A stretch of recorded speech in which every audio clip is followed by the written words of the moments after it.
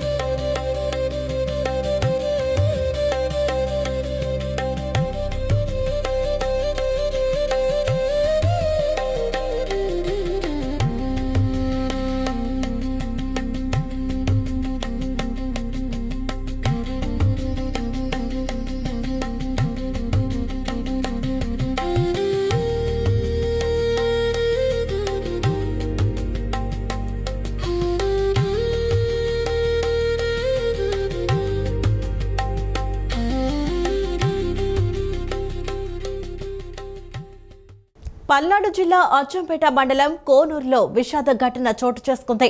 బంధువుల ఇంట్లో జరిగిన ఓ కార్యక్రమానికి హాజరైన కొందరు వ్యక్తులు నదిలో చిన్న పడవలో విహారయాత్రకు వెళ్లగా తిరుగు ప్రయాణంలో పడవ బోల్తా పడింది. అందులో ప్రయాణిస్తున్న మొత్తం 10 మంది నీటిలో మునిగిపోయారు. స్థానికులు వెంటనే స్పందించి 6గురిని సురక్షితంగా రక్షించారు. అయితే మరో 4 గల్లంతయ్యారు. అనంతరం చేపట్టిన గాలింపు చర్యల్లో 2 మృతదేహాలు లభ్యమయ్యాయి. ఏపీలోని పల్నాడు జిల్లాలో తీవ్ర విషాదం చోటు చేసుకుంది. అచ్చంపేట మండలం కోనూరు గ్రామం వద్ద కృష్ణానదిలో ఓ పడవ బోల్తా పడిన ఘటనలో 4 మృతి చెందారు. మృతుల్లో 3 చిన్నారులు ఉన్నారు. ఇక వివరాల్లోకి వెళ్తే కోనూరు గ్రామంలోని కుంకలగుంట గంగయ్య అనే వ్యక్తి ఇంటికి బంధువులు వేడుక కోసం వచ్చారు. అనంతరం సరదాగా గడిపేందుకు 10 మంది కలిసి ఒక చిన్న పడవలో నదిలో షికారుకు వెళ్లారు. తిరుగు ప్రయాణంలో పడవ అదుపు తప్పి ఒక్కసారిగా బోల్తా పడింది. దీంతో పడవలో ఉన్న వారంతా నీటిలో మునిగిపోయారు. ప్రమాదాన్ని గమనించిన స్థానికులు వెంటనే స్పందించి సహాయక చర్యలు చేపట్టారు. వారు 6గురిని సురక్షితంగా ఒడ్డుకు చేర్చగలిగారు. మిగిలిన 4 గల్లంతు కాగా సమాచారం అందుకున్న రెస్క్యూ బృందాలు ఘటనా స్థలానికి చేరుకున్నాయి. గాలింపు చర్యల్లో 4 మృతదేహాలను వెలికితీశారు. ఈ ఘటనతో గ్రామంలో విషాద ఛాయలు అలుముకున్నాయి. గంధం గంగయ్య ఇతను కుంకలగుంటలో కొంతకాలం నివాసం ఉండి ఇటీవల కోనూరు వచ్చాడు. ఇక్కడ స్థిర నివాసం ఏర్పరచుకొని ఉంటున్నాడు. ఆయన సంబంధించినటువంటి మనవాళ్ళు, మనవరాళ్ళు మరిచెట్టిపాలెం, మరి చిలకలూరుపేట, పిన్నెల్లి సంబంధించిన పిల్లలు, మనవరాళ్ళు ఆడుకోవడానికని కోనూరు వచ్చారు. కోనూరు వచ్చి వాళ్ళు సరదాగా వెళదామని చెప్పి ఏటికి ఈత కోసం వచ్చారు. అయితే వాస్తవంగా ఈ ఊరు పిల్లలు అయితే అంత లోతుకు పోరు, కానీ వీళ్ళు తెలియదు కనుక వీళ్ళు వెళ్ళారు. పడవ దురదృష్టవశాత్తు తిరగబడిపోయింది. తిరగబడి 4 పిల్లలు చనిపోయారు. 10 మందిలో 6 బయటికి లాగారు, 4 చనిపోయారు. చూసిపోదామని వస్తే మేము అటు పోయాలకే ఏటికి పోదాం రాండి అని అంటే మేము 14 మంది ఏటికి వచ్చాము. ఏటికొస్తే వాళ్ళు 10 మంది ఎక్కి అది అరిగిపోయారు. మేము తర్వాత మిమ్మల్ని దేశపాతం ఉండమంటే మేమేమో నలుగురు మీ దగ్గర ఉండవు. ఒక 10 మంది ఏమో అది అరిగిపోయారు. శాంతం పోయాక మరి కాడవ పోయాక ఏం జరిగిందో పడవ తిరగబడి వాళ్ళు కేకలు ఎత్తే చేతులు ఎత్తి అరుతున్నేళ్ళకి ఆ పడవలోనే మా ఆయన కూడా ఉన్న. మా ఆయన కేసు చేస్తాయి వాళ్ళకి దూకి ఒక 5గురిని కాపాడిండు. ఈ 5గురిని కాపాడే వాళ్ళకే 4 ఎటుపోయారు కాని రాకుండా పోయారు. ఇక వాళ్ళని దోలాడుతున్నారు. ఇది జరిగింది. ఇప్పుడు ఎంతమంది దొరికారమ్మా? 4 దొరికారు. దొరికారా? ఇప్పుడు వాళ్ళ పేర్లు ఏందమ్మా? కార్తీక్, ఒక అబ్బాయి పేరు ఒక అమ్మాయి పేరు శైని సంజ, అబ్బాయి పేరు చైతన్య. ఎన్ని సంవత్సరాలు ఉంటాయి సుమారు? పెద్ద అబ్బాయికి ఏమో 20 ఉంటాయి. కార్తీక్ ఎన్ని ఉంటాయి అక్క? ఆ అబ్బాయి 13 ఉంటాయి ఏమోనండి. ఆ అబ్బాయి 13 ఉంటే మరి పిల్లలు ఇద్దరికి 9వ ఒక పిల్లకి 11 సంవత్సరాలు. వీళ్ళు ఇక్కడ ఫంక్షన్కి ఏమైనా వచ్చారా? ఫంక్షన్కి రండి వచ్చారు. చూసిపోదామని ఫంక్షన్ జరుగుతుంటే వచ్చారు. వచ్చి ఏరు చూద్దామని వచ్చాక ఇది జరిగింది. ఇక్కడికి వచ్చి కోనూరులో 2 ఆడపిల్లలమ్మా. ఎక్కడే పల్నాడు జిల్లా కోనూరు వద్ద కృష్ణానదిలో పడవ బోల్తా పడి 4 మృతి చెందడంపై ముఖ్యమంత్రి చంద్రబాబు దిగ్భ్రాంతి వ్యక్తం చేస్తూ మృతుల కుటుంబాలకు 5 లక్షల రూపాయల ఎక్స్ గ్రేషియా ప్రకటించారు. సింగపూర్ పర్యటనలో ఉన్న సీఎం అధికారులతో ఫోన్లో సమీక్షించి ఘటనపై పూర్తి స్థాయి విచారణకు ఆదేశిస్తూ భవిష్యత్తులో ఇలాంటి ప్రమాదాలు జరగకుండా చర్యలు తీసుకోవాలని సూచించారు. ప్రమాదంలో మృతి చెందిన వారి మృతదేహాలను ఆసుపత్రికి తరలించి పోస్టుమార్టం నిర్వహించగా సురక్షితంగా బయటపడిన మిగిలిన 6 పరిస్థితిని అధికారులు పర్యవేక్షిస్తున్నారు. పల్నాడు జిల్లా కోనూరు వద్ద కృష్ణానదిలో జరిగిన పడవ ప్రమాదంపై ముఖ్యమంత్రి చంద్రబాబు నాయుడు తీవ్ర విచారం వ్యక్తం చేశారు. ప్రస్తుతం సింగపూర్ పర్యటనలో ఉన్న ఆయన అక్కడి నుంచే పల్నాడు జిల్లా కలెక్టర్ మరియు ఉన్నతాధికారులతో ఫోన్ ద్వారా పరిస్థితిని సమీక్షించారు. ఈ ప్రమాదంలో 4 వ్యక్తులు మృతి చెందడం పట్ల తీవ్ర దిగ్భ్రాంతి వ్యక్తం చేసిన సీఎం మృతుల కుటుంబాలకు 5 లక్షల రూపాయల చొప్పున ఎక్స్గ్రేషియా ప్రకటించారు. ఈ మొత్తాన్ని తక్షణమే బాధిత కుటుంబాలకు అందజేయాలని కలెక్టర్ను ఆదేశించారు. ఈ ఘటనపై రెవెన్యూ, పోలీస్, ఇరిగేషన్ అధికారులతో కూడిన బృందంతో పూర్తిస్థాయి విచారణ చేపట్టాలని, భవిష్యత్తులో ఇలాంటి ప్రమాదాలు జరగకుండా కఠిన చర్యలు తీసుకోవాలని సూచించారు. విపత్తు నిర్వహణ సంస్థకు చెందిన ప్రఖర్ జైన్, సమాచార పౌర సంబంధాల విభాగం డైరెక్టర్ విశ్వనాథ్ మరియు జిల్లా కలెక్టర్లకు ఈ ఘటనకు సంబంధించిన తదుపరి బాధ్యతలను అప్పగించారు. అధికారులు అందించిన వివరాల ప్రకారం మధ్యాహ్నం 2 గంటల సమయంలో పడవ నదిలోని ఇసుక దిబ్బను బలంగా ఢీకొట్టడంతో బోల్తా పడింది. ఈ దుర్ఘటనలో గంధం సైను, గంధం సంధ్య, బత్తుల కార్తీక్, కాంతం, చైతన్య మరణించగా మిగిలిన 6 సురక్షితంగా బయటపడ్డారు. మృతదేహాలను ఏరియా ఆసుపత్రికి తరలించి పోస్టుమార్టం అనంతరం కుటుంబ సభ్యులకు అప్పగించనున్నట్లు అధికారులు తెలియజేశారు. కేంద్రంలో మోదీ ప్రభుత్వం, రాష్ట్రంలో కూటమి సర్కార్ డబుల్ ఇంజన్తో ఆంధ్రప్రదేశ్ అభివృద్ధిలో దూసుకుపోతుందని మంత్రి కొండపల్లి శ్రీనివాస్ పేర్కొన్నారు. డబుల్ ఇంజన్ సర్కార్ పాలనలో ఉత్తరాంధ్ర అభివృద్ధి కోసం అనేక చర్యలు చేపట్టిందన్నారు. వైజాగ్ స్టీల్ ప్లాంట్ ప్రైవేటీకరణ ఆపామని, అనకాపల్లిలో నూతన స్టీల్ ప్లాంట్ నిర్మాణం, భోగాపురం ఎయిర్పోర్ట్ సాధన, వైజాగ్లో గూగుల్ వంటి సంస్థలను రప్పించామని ఆయన గుర్తు చేశారు. కేంద్రంలో మోడీ ప్రభుత్వం, రాష్ట్రంలో కూటమి సర్కారు డబుల్ ఇంజన్తో ఆంధ్రప్రదేశ్ అభివృద్ధిలో దూసుకుపోతోందని ఎంఎస్ఎంఈ, ఎన్ఆర్ఐ వ్యవహారాల శాఖ మంత్రి కొండపల్లి శ్రీనివాస్ వెల్లడించారు. కేంద్రంలో రాష్ట్రాన్ని విడగొట్టి కాంగ్రెస్ పార్టీ చేసిన నష్టంతో పాటు వైసీపీ ఒక్క ఛాన్స్ పేరుతో అధికారంలోకి వచ్చి 2 నష్టం జరిగిందని ఆవేదన వ్యక్తం చేశారు. ఈ 5 ఏళ్లలో 10 లక్షల కోట్ల అప్పుల భారాన్ని ఆంధ్ర ప్రజలపై వైసీపీ మోపిందని మంత్రి కొండపల్లి శ్రీనివాస్ మండిపడ్డారు. వైసీపీ చేయాల్సింది 2 ఏళ్ల వెన్నుపోటు కార్యక్రమం కాదని, 5 ఏళ్లు ఆంధ్రాకు చేసింది 0 కార్యక్రమం చేయాలని ఆ పార్టీ నేతలకు మంత్రి కొండపల్లి శ్రీనివాస్ సూచించారు. ఈ డబుల్ ఇంజన్ సర్కారు పాలనలో ఉత్తరాంధ్ర అభివృద్ధి కోసం అనేక చర్యలు పట్టిందన్నారు. వైజాగ్ స్టీల్ ప్లాంట్ ప్రైవేటీకరణ ఆపామని, అనకాపల్లిలో నూతన స్టీల్ ప్లాంట్ నిర్మాణం, భోగాపురం ఎయిర్పోర్టు సాధన, వైజాగ్లో గూగుల్ వంటి సంస్థలు రప్పించామని ఆయన ఈ సందర్భంగా గుర్తు చేశారు. విజయనగరం జిల్లాలో రిలయన్స్ డేటా సెంటర్తో పాటు ఫుడ్ ప్రాసెసింగ్ యూనిట్, జీడీ గింజల ఇండస్ట్రీ ఏర్పాటుకు ప్రభుత్వం గ్రీన్ సిగ్నల్ ఇచ్చిందని మంత్రి కొండపల్లి శ్రీనివాస్ వివరించారు. అభివృద్ధి కనిపించాలి, ఆనందం కల్పించాలి. ఇవన్నీ కలవర్చడానికి ఈ గ్రామంలో మంచి నాయకత్వం ఇచ్చేలాగా మీరందరూ కూడా కష్టపడండి. ఖచ్చితంగా తెలుగుదేశం పార్టీ ఈ గ్రామంలో గెలుస్తుంది. ఈ గ్రామంలో ఉన్నటువంటి క్యాండిడేట్ ఖచ్చితంగా గెలిచే దిశగా మనం కార్యరూపం చేద్దాము. ఈ మండలంలో కాదు, ఈ నియోజకవర్గం కాదు, రాష్ట్రం అంతా కూడా ఈరోజు గౌరవ ముఖ్యమంత్రి గారు ఒక కొత్త వరవడి తీసుకొస్తున్నారు. ఈ సందర్భంగా మీకు కూడా చెప్పాలి. నేను కాంగ్రెస్ రాష్ట్రాన్ని విడగొట్టినప్పుడు ఈ రాష్ట్రానికి ఎంత ద్రోహం చేసిందో వైకాపా వచ్చిన తర్వాత ఈ రాష్ట్రానికి డబుల్ ద్రోహం చేసింది. ఎందుకు ద్రోహం చేసిందంటే రాష్ట్రానికి 10 లక్షల కోట్ల అప్పు పెట్టింది. కనీస సౌకర్యాలు కల్పించకుండా రాష్ట్రానికి గాలికి వదిలేసి మేము బటన్ నొక్కుతున్నాం అని చెప్పి 10 లక్షల కోట్లు ఈ రాష్ట్రానికి అప్పుభారం తెచ్చింది. ఈరోజు 10 లక్షల కోట్లు అంటే చిన్న విషయం కాదు. ఈరోజు మన ముఖ్యమంత్రి గారు మీరు చూసుకుంటే జగన్ వైఎస్ఆర్సీపీ గొడ్డల పార్టీ పరిపాలనలో వాళ్ళకున్నటువంటి పాల పరిమితం 6 నెలల ముందు, అంటే వాళ్ళు దిగిపోయే 6 నెలల ముందు జీతాలు వచ్చేవి కాదు, ఉద్యోగస్తులకి జీతాలు వచ్చేవి కాదు, పెన్షన్ 1వ తారీఖు వచ్చేది కాదు, సంక్షేమ కార్యక్రమాలు వచ్చేవి కాదు. కానీ ఈరోజు గౌరవ ముఖ్యమంత్రి గారు బాధ్యత తీసుకున్న తర్వాత ఈ 2 సంవత్సరాల కాలంలో ఎవరికి కూడా కష్టం తెలియకుండా మనం చూసుకుంటున్నారు. రాష్ట్ర మైనార్టీ విద్యార్థుల అభ్యున్నతి, విద్యా వికాసమే ధ్యేయంగా కూటమి ప్రభుత్వం పనిచేస్తుందని మంత్రి ఎన్ఎండి ఫారూక్ అన్నారు. ముఖ్యమంత్రి నారా చంద్రబాబు సారథ్యంలో వక్ఫ్ బోర్డు తీసుకున్న నిర్ణయాలు అభినందనీయమని, ఇవి మైనార్టీల చరిత్రలో ఒక మైలురాయిగా నిలిచిపోతాయన్నారు. పేదరికంలో ఉన్న మైనార్టీ ఆడపిల్లలు, విద్యార్థులు ఉన్నత చదువుల నుంచి స్కూల్ డ్రాప్ అవుట్ కాకుండా ఉండేందుకు వక్ఫ్ బోర్డు తన సొంత వనరుల ద్వారా దాదాపు 5 కోట్ల రూపాయల ఖర్చుతో విద్యార్థులను చదివించేందుకు ముందుకు రావటం గొప్ప విషయమన్నారు. రాష్ట్ర మైనారిటీ సంక్షేమం వక్ఫ్ బోర్డు ఆధ్వర్యంలో ఆదివారం స్థానిక తుమ్మలపల్లి కళాక్షేత్రంలో తాలీం ఏ హునర్ టాలెంట్ టెస్ట్లో ఉత్తీర్ణులైన 250 మంది విద్యార్థులకు కాలేజ్ అలాట్మెంట్ సర్టిఫికెట్ల పంపిణీ కార్యక్రమానికి మైనారిటీ సంక్షేమ, న్యాయ, వక్ఫ్ మరియు ఉర్దూ అకాడమీ శాఖల మంత్రి ఎన్ఎండి ఫారూక్ హాజరయ్యారు.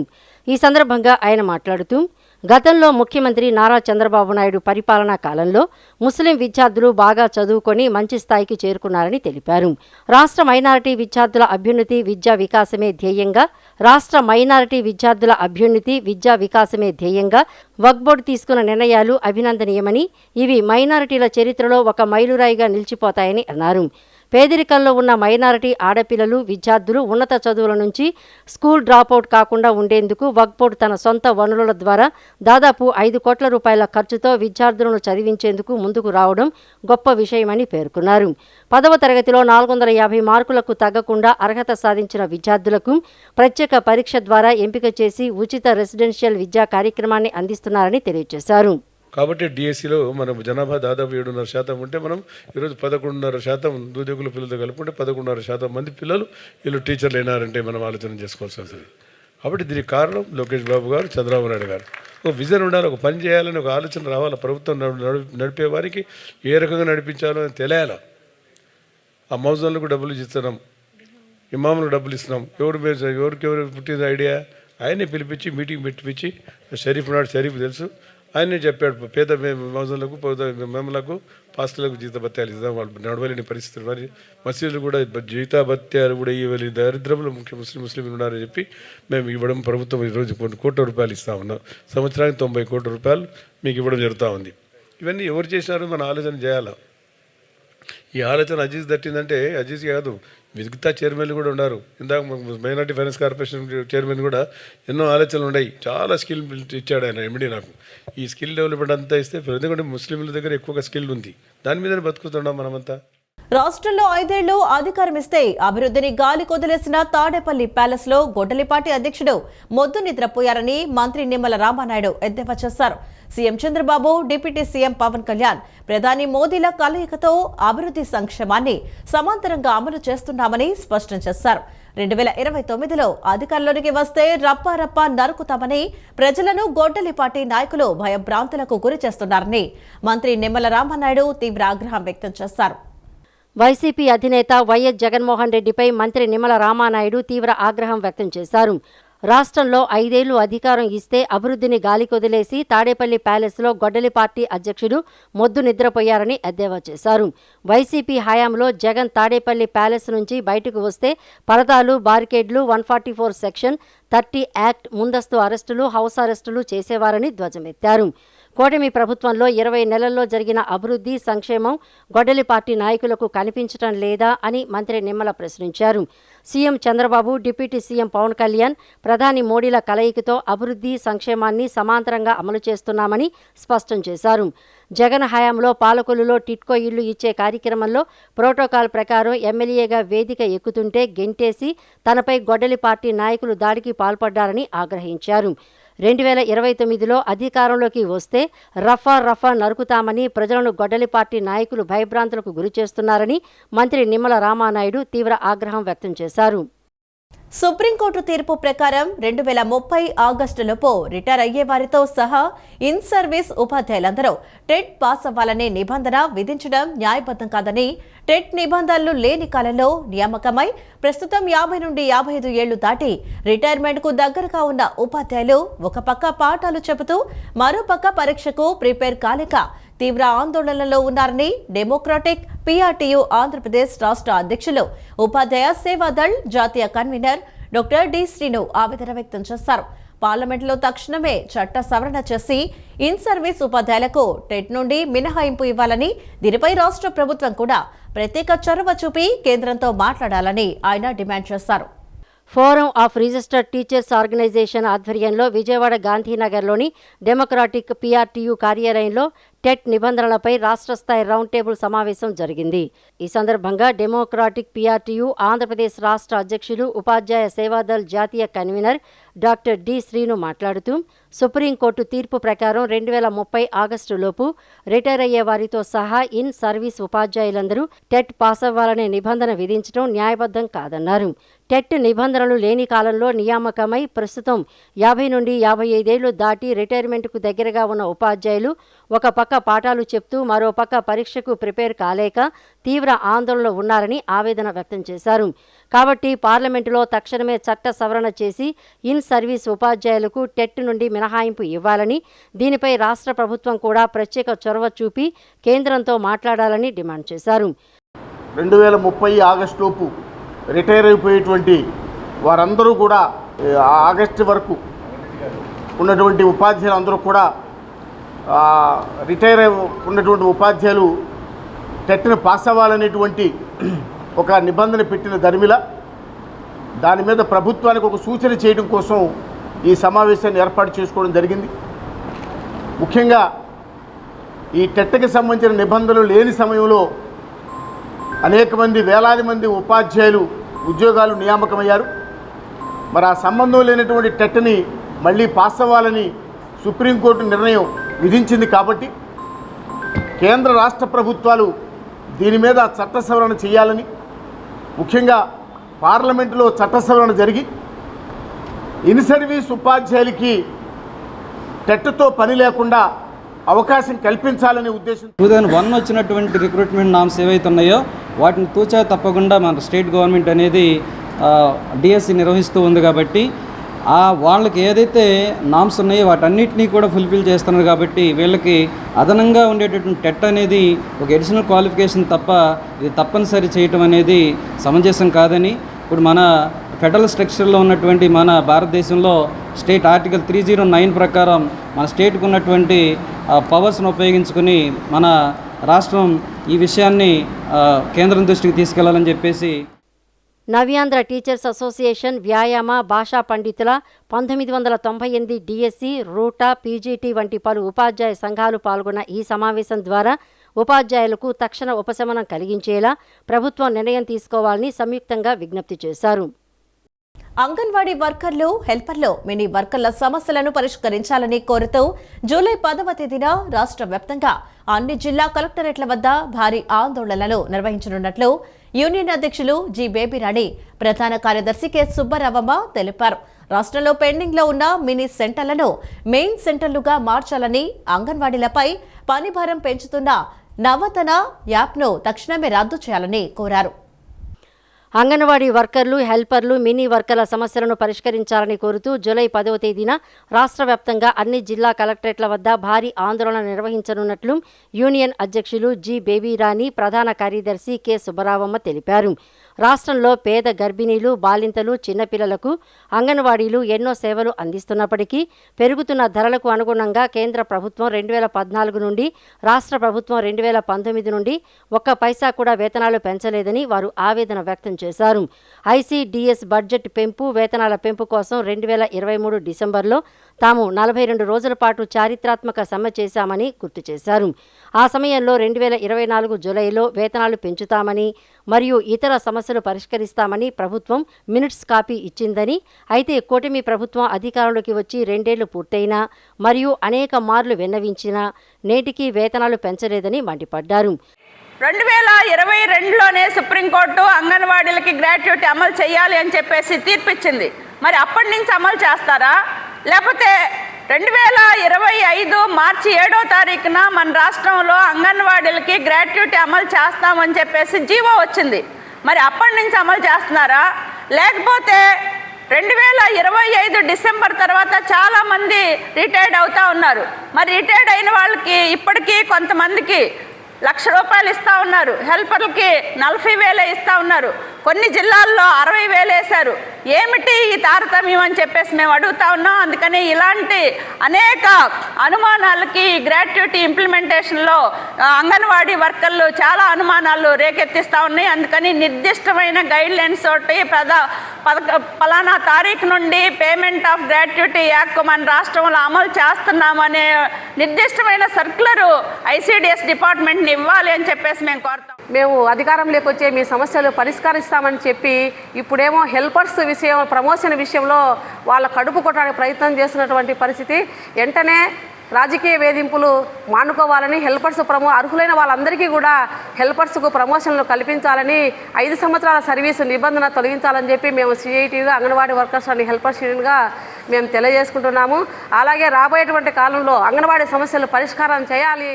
సమాజంలోని ఆర్థికంగా వెనుకబడిన కుటుంబాలు స్వయం ఉపాధి ద్వారా నెలతొక్కుని ఆత్మగౌరవంతో జీవించాలనే లక్ష్యంతో ప్రభుత్వం P4 పథకాన్ని అమలు చేస్తుందని టీడీపీ యువ నాయకులు బోండా సిద్ధార్థ అన్నారు. కేవలం సంక్షేమ పథకాలతోనే కాకుండా శాశ్వత ఉపాధి అవకాశాలను కల్పించడం ద్వారా కుటుంబాలు ఆర్థికంగా బలపడేలా ప్రభుత్వం ప్రత్యేక దృష్టి సారిస్తుందన్నారు. పేదరికాన్ని నిర్మూలించడంలో స్వయం ఉపాధి కీలక పాత్ర పోషిస్తుందని పేర్కొన్నారు. సింగనగర్లోని సెంట్రల్ నియోజకవర్గ శాసనసభ్యుల కార్యాలయం వద్ద 62వ డివిజన్ పాయికాపురానికి చెందిన ఎస్కే రజియా బేగానికి ప్రభుత్వ విప్ సెంట్రల్ నియోజకవర్గ శాసనసభ్యులు బోండా ఉమామహేశ్వరరావు సూచన మేరకు తెలుగుదేశం పార్టీ నాయకులు బోండా సిద్ధార్థ మార్గదర్శిగా P4 పథకం ద్వారా టిఫిన్ బండిని అందజేశారు. ఈ సందర్భంగా బోండా సిద్ధార్థ మాట్లాడుతూ సమాజంలోని ఆర్థికంగా వెనుకబడిన కుటుంబాలు స్వయం ఉపాధి ద్వారా నిలదొక్కుని ఆత్మగౌరవంతో జీవించాలనే లక్ష్యంతో ప్రభుత్వం P4 పథకాన్ని అమలు చేస్తోందని, కేవలం సంక్షేమ పథకాలతోనే కాకుండా శాశ్వత ఉపాధి అవకాశాలను కల్పించడం ద్వారా కుటుంబాలు ఆర్థికంగా బలపడేలా ప్రభుత్వం ప్రత్యేక దృష్టి సారిస్తోందని తెలిపారు. పేదరికాన్ని నిర్మూలించడంలో స్వయం ఉపాధి కీలక పాత్ర పోషిస్తోందని, టిఫిన్ బండి ద్వారా రజియా బేగం కుటుంబానికి స్థిరమైన ఆదాయ వనరు ఏర్పడుతుందని ఆశాభావం వ్యక్తం చేశారు. మహిళలు ఆర్థికంగా స్వావలంబన సాధించినప్పుడే కుటుంబాలు అభివృద్ధి చెందడంతో పాటు సమాజ పురోగతికి కూడా దోహదపడతారని పేర్కొన్నారు. నిన్న ప్రజా దర్బార్కి వచ్చి టిఫిన్ బండి గురించి అర్జీ పెట్టుకున్నానండి. అయితే ఎమ్మెల్యే గారు నా ఎందు దయించి ఇవాళే నాకు 24 గంటల్లో బండి ఇప్పించేశారు. వాళ్ళ పెద్ద అబ్బాయి సిద్ధు గారు వచ్చి నాకు బండి ఇచ్చారు. నాకు అంతకుముందు బండి ఉండేదండి, వరదల్లో పోయింది, అద్దె బండి మీద చేసుకుంటున్నాను. అయితే నాకు ఎమ్మెల్యే గారు బండి ఇచ్చారు, చాలా ఆనందంగా ఉందండి. నాకేమీ ఆసరా లేదు, నాకు ఈ బండి ఇచ్చారు, చాలా ఆనందంగా ఉంది. సార్ నాకు బండి లేదు, వ్యాపారం లేదు, నాకు ఆర్థిక సాయం చేయాలి ఏదో రూపంలో అని చెప్పేసి అడగగా మరి వెంటనే అన్ని తక్షణంగా బండి ఇవ్వాలని చెప్పేసి పెద్దబాబుతో మరి చెప్పగా పెద్దబాబు వెంటనే ఈరోజు స్పందించి తనకి బండి అందజేశారు. మరి వాళ్ళు చాలా సంతోషం వ్యక్తం చేస్తున్నారు. మరి ఆర్థిక పరంగా చాలా ఇబ్బందిగా ఉంది, భర్త లేరు, నా కాళ్ళ మీద నేను వ్యాపారం చేసుకోవాలనే ఉద్దేశంతో తను వచ్చి అడగగానే మరి అన్నీ స్పందించి మరి 62వ డివిజన్లో 4 స్తంభాల సెంటర్లో ఈ బండి ఇవ్వడం అనేది. జూన్ 15వ తేదీ సోమవారం కలెక్టరేట్లో ప్రజా సమస్యల పరిష్కార వేదిక కార్యక్రమం ద్వారా ప్రజల నుండి వినతులు స్వీకరించడం జరుగుతుందని జిల్లా కలెక్టర్ డాక్టర్ జి లక్ష్మీసా ఒక ప్రకటనలో తెలిపారు.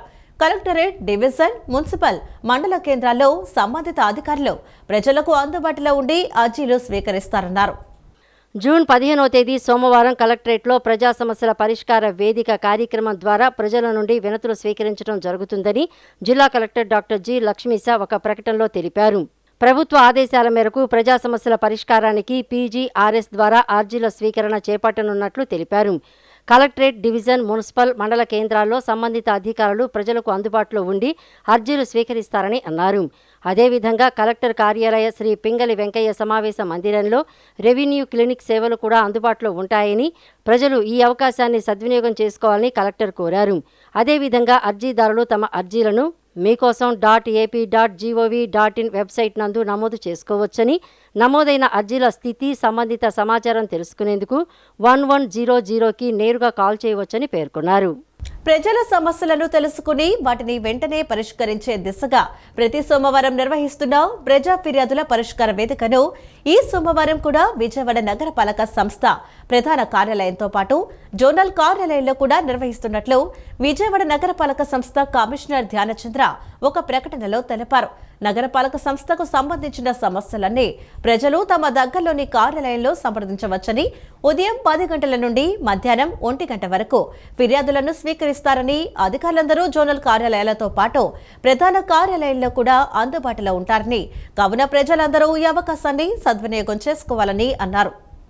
పశ్చిమ మధ్య బంగాళాఖాతంలో ద్రోణి ప్రభావంతో సోమవారం రాష్ట్రంలోని పలు జిల్లాల్లో పిడుగులతో కూడిన తేలికపాటి నుంచి మోస్తరు వర్షాలు కురిసే అవకాశం ఉందని వాతావరణ శాఖ తెలిపింది.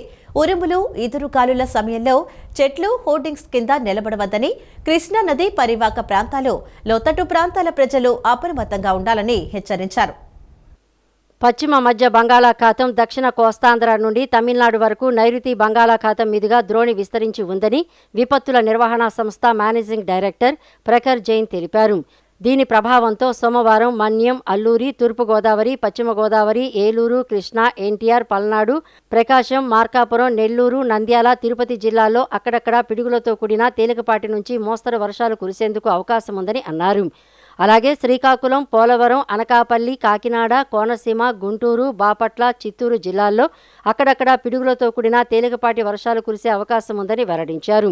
ఈదురుగాలులు, ఉరుములతో వర్షం పడే సమయంలో ప్రజలు చెట్ల కింద, భారీ హోర్డింగ్స్ వద్ద నిలబడవద్దని సూచించారు. వర్షాలతో పొంగి పొర్లే వాగులు, కాలువలతో లోతట్టు ప్రాంత ప్రజలు అప్రమత్తంగా ఉండాలని పేర్కొన్నారు. ప్రకాశం బ్యారేజీ వద్ద నీటిని దిగువకు విడుదల చేస్తున్నందున కృష్ణానది పరివాహక ప్రాంత ప్రజలు జాగ్రత్తలు తీసుకోవాలని సూచించారు. నదిలో పశువులను వదిలేయకుండా సురక్షిత ప్రాంతాలకు తరలించాలన్నారు. నిన్న సాయంత్రం 5 గంటల నాటికి విజయనగరం జిల్లా నెల్లిమర్లలో 38 మిల్లీమీటర్లు, గొర్లలో 35.7, శ్రీ సత్యసాయి జిల్లా మడకశిరలో 33, శ్రీకాకుళం జిల్లా లావేరులో 32, మన్యం జిల్లా సీతంపేటలో 32, శ్రీకాకుళం జిల్లా సిగడాంలో 30.5 మిల్లీమీటర్ల వర్షపాతం రికార్డైందన్నారు. వర్షపు గాలుల వల్ల ఎక్కడైనా విద్యుత్ వైర్లు తెగిపడి ఉంటే వాటిని గమనిస్తూ వీలైనంత దూరంగా ఉండాలన్నారు. ఆకాశం మేఘావృతమై ఉరుములు వినిపించిన వెంటనే పొలాల్లో పనిచేసే రైతులు, పశు కాపరులు మరింత అప్రమత్తంగా ఉండాలని, సురక్షిత ప్రాంతాలకు వెళ్లాలని పేర్కొన్నారు. ఈ వార్తలు ఇంతటితో సమాప్తం. నమస్కారం.